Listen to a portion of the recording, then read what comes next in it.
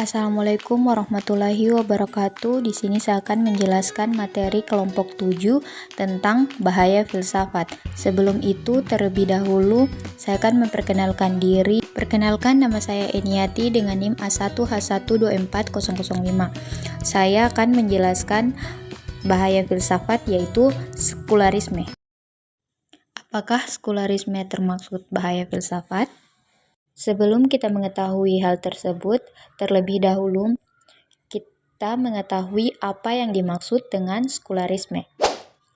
Istilah sekularisme secara historis pertama kali diperkenalkan oleh George Jacob Holyake pada tahun 1841. Pada awalnya, sekularisme merupakan perluasan kebebasan berpikir dalam bidang etika.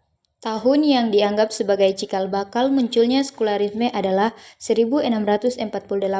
Pada tahun itu telah tercapai Perjanjian Westphalia. Perjanjian itu telah mengakhiri perang 30 tahun antara Katolik dan Protestan di Eropa. Perjanjian tersebut juga telah menetapkan sistem negara merdeka yang didasarkan pada konsep kedaulatan dan menolak ketundukan pada otoritas politik puas dan Gereja Katolik Roma, dan inilah awal munculnya sekularisme. Sejak itulah aturan main kehidupan dilepaskan dari gereja yang dianggap sebagai wakil Tuhan.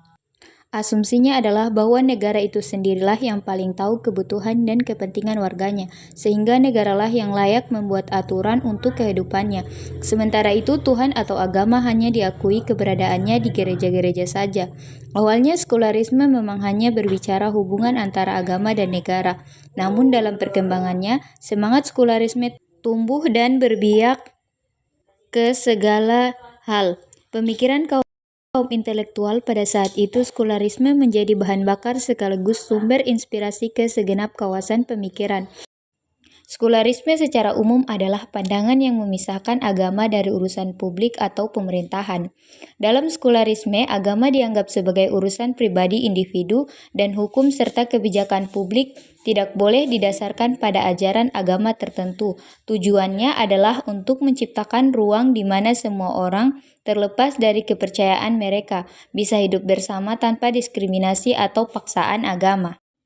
Sekularisme dalam konteks filsafat adalah pandangan atau prinsip yang memisahkan agama dari urusan politik, pemerintahan, dan kehidupan publik.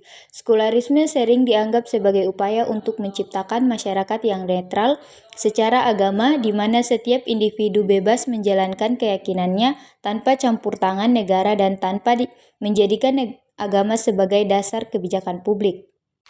Mengapa sekularisme dianggap bahaya? Sekularisme sering dianggap sebagai bahaya filsafat oleh sebagian kelompok atau masyarakat yang menilai bahwa pandangan ini dapat mengancam nilai-nilai agama dan moral tradisional. Namun ada beberapa pandangan yang menganggap sekularisme sebagai bahaya filsafat, terutama dari perspektif agama. Berikut adalah beberapa alasan mengapa sekularisme dipandang sebagai ancaman. 1. Mengancam nilai-nilai agama. Bagi masyarakat atau kelompok yang sangat memegang nilai-nilai agama, sekularisme dipandang mengancam karena mengesampingkan peran agama dalam kehidupan publik. Ini bisa dianggap sebagai serangan terhadap keyakinan agama dan pesan moral yang dimainkan agama dalam masyarakat. 2. Menimbulkan relativisme moral. Sekularisme mendorong pandangan bahwa nilai moral tidak harus berasal dari agama, melainkan dari akal dan konsensus sosial. Ini bisa menyebabkan kebingungan atau ketidakpastian tentang apa yang benar dan salah, terutama di masyarakat yang terbiasa menggunakan agama sebagai pedoman moral. 3. Menghilangkan identitas dan tradisi. Dalam konteks di mana agama sangat terikat dengan identitas dan tradisi budaya, sekularisme dapat dianggap merusak identitas kolektif tersebut. Misalnya, memisahkan agama dari pemerintahan mungkin dianggap sebagai upaya untuk menghilangkan warisan budaya dan agama yang menjadi ciri khas suatu masyarakat. 4. Memicu konflik dengan kelompok keagamaan. Sekularisme dapat menimbulkan ketegangan dengan kelompok atau institusi agama yang ingin mempertahankan pengaruh mereka dalam kehidupan publik. Ketika pemerintah atau negara memberlakukan kebijakan yang netral secara agama atau mengurangi pengaruh agama tertentu, kelompok-kelompok ini mungkin merasa terancam atau dipinggirkan, yang bisa memicu konflik sosial atau politik.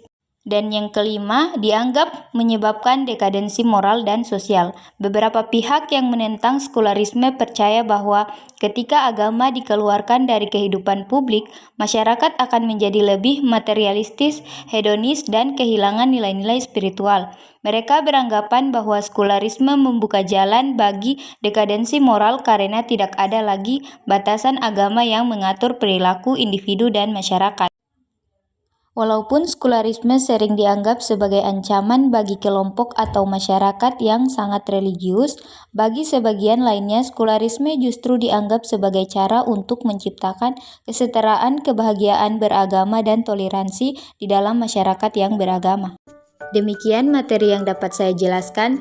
Bila ada salah kata mohon dimaafkan. Assalamualaikum warahmatullahi wabarakatuh.